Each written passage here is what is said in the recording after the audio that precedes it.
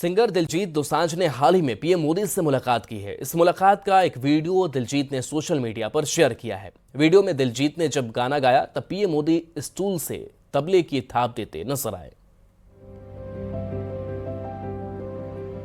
हिंदुस्तान के गांव का एक लड़का जब दुनिया में नाम रोशन करता है तो अच्छा लगता है। और आप तो नसीब वाले हो जी, आपके परिवार ने आपका नाम दिलजीत रखा तो आप जीतते ही जाते हो लोगों को। हम पढ़ते थे, मतलब ये लिखा हुआ सब जगह और खुद कि मेरा भारत महान, लेकिन मेरा भारत महान मैंने इस टूर में एक्चुअल जाना सर। जब मैं भारत घूमा ना जी पूरा तो मेरे को पता चला ये क्यों कहते हैं मेरा भारत महान। सचमुच में भारत की विशालता एक अपना शक्ति है जी। ये बेनिफिट जनसंख्या इसलिए मिलता है ऐसा नहीं है। हम लोग एक वाइब्रेंट सोसाइटी है।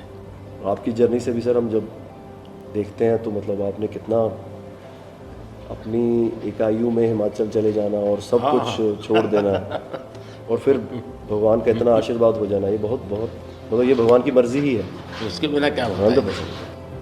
हमारे देश में हर इंसान पौधे में भी परमात्मा देखता है। 100% देखते हैं, मतलब हम वेस्टेज नहीं करते हैं। हाँ, थ्रो अवे कल्चर वाले लोग नहीं है।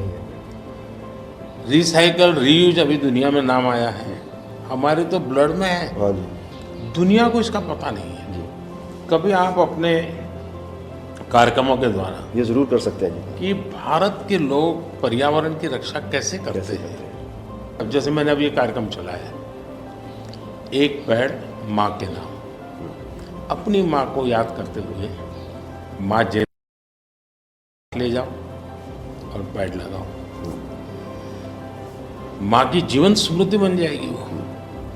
और माँ जिंदा नहीं है तो फोटो लेकर के जाओ, लेकिन माँ को कहो माँ तुम्हारे लिए पेड़ है। तो अपनी माँ जिसने हमें जन्म दिया और ये धरती माता जो जीवन देती है, दोनों को हम एक प्रकार से जी आज करोड़ों लोग ये काम कर रहे हैं। हाँ, भारत में सबसे बड़ा अगर कोई जादू जिसको कह लो तो वो योग है। और जिसने योगा को अनुभव किया है वो उसकी ताकत जानता है। हाँ जी सर। आपको ये बाहर जाते हैं तो अनुभव क्या आता है? संगीत के इतने बड़े समारोह में जाते हैं तो बाकी लोगों की भाषा, उनकी स्टाइल, नए इमोशंस होते हैं। जी जी सर, मेरे को लगता है सर जैसा उन्होंने बना दिया एक कोचेला को एक फेस्टिवल या और भी फेस्टिवल्स बड़े होते हैं, हम तो बहुत ज़्यादा बड़े कर सकते हैं यहाँ पे सर। और लोग दुनिया भर से ट्रैवल करते हैं ऐसे फेस्टिवल्स के लिए। तो हमारा तो इतना रिच कल्चर है, अगर हम ढाबे में बैठ के भी खाना खा रहे हैं और कोई राजस्थान में गा रहा है तो इतना सुरीला गा रहा है कि बंदा बोलता है कि मैं गाना छोड़ दूं यार, ये इतना अच्छा गाना गा रहा है। और मैं प्रोफेशनली गाता हूँ, ये बंदा प्रोफेशनली गा भी नहीं रहा और मेरे से अच्छा गा रहा है। इतनी ज़्यादा उनके अंदर कला है। वो लोग बना के बैठ गए। और अगर हमारे इधर कोई ऐसा डेवलप होगा तो दुनिया भर से लोग, मेरे मन में कल्पना है, आ सकते हैं सर। मैं सोच रहा था कई वर्षों से, लेकिन अब वो मैं इसको कर रहा हूँ। वेव्स, मेरा मत ये है कि इतना बड़ा देश और दुनिया की सबसे ज़्यादा फिल्में यहाँ बनती हैं। हाँ जी सर। दुनिया में सबसे बड़ी क्रिएटिव इंडस्ट्री यहाँ है जी। तो मैं यहाँ वेव्स एक बहुत बड़ा मूवमेंट खड़ा कर रहा हूँ और दुनिया की क्रिएटिव वर्ल्ड को मैं इकट्ठा करने वाला हूँ अप्रैल में जी। अब दुनिया का क्रिएटिव वर्ल्ड का सेंटर हिंदुस्तान। मैं एक बार जर्मनी की चांसलर मर्कल जी, तो हम मिले तो उसने मुझे संगीत का विषय निकाला। तो मैंने उसको कहा मेरे देश में सूर्योदय के पहले संगीत हो ये अलग है और सूर्योदय के बाद अलग, उसका टाइम अलग है। हाँ जी। मैंने कहा मेरा अलग अलग प्रहर मेरे यहाँ होता है, हर प्रहर का संगीत होता है।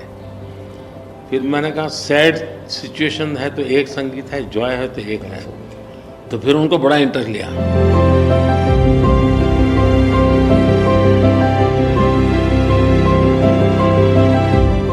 मैं सचमुच में साहबजादों का जो बलिदान है जी सर, लेकिन सिख परंपरा ने उसको जिस प्रकार से निभाया है जी अद्भुत है। मैं तो पंजाब में रहा हूँ तो मुझे मालूम है, माता गुजरी और 7 दिन तक लोग सोते नहीं और घर, सच्ची नीचे सच्ची सोते जमीन हैं। पे सोते हैं जी। हाँ जी, हाँ जी, मुझे खुद को बड़ा इमोशनल अपील करता था। हाँ जी, हाँ जी। तो फिर मैंने यहाँ आकर के 26 दिसंबर को हाँ जी, बाद वीर बाल दिवस मना था। हाँ जी, और मैं देश के हर बच्चा को चाहता हूँ कि वो समझे कि कैसे वीरता होती थी, जी सर।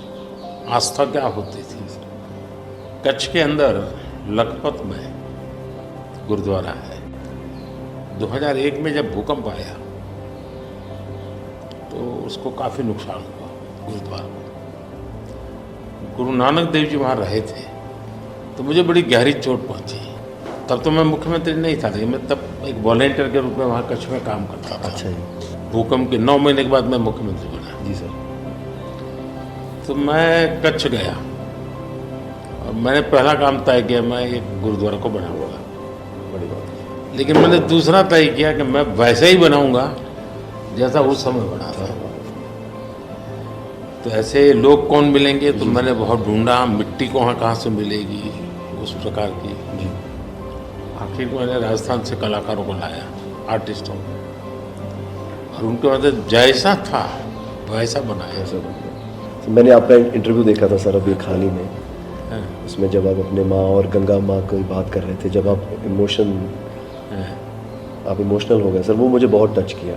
मतलब वो एक हमारे लिए आप प्रधानमंत्री एक बहुत बड़ा पद है, तो हम शायद एक जो उसके पीछे एक माँ और बेटा और इंसान है, वो कई बार वो निकल जाता है, भूल जाता है, क्योंकि एक ओहदा बहुत बड़ा है। लेकिन वो जब आप अपने माँ को लेके और गंगा मैया को लेके, वो जो आपका वो दिल भरा, वो टच होता है सर, पता चलता है कि ये एक्चुअली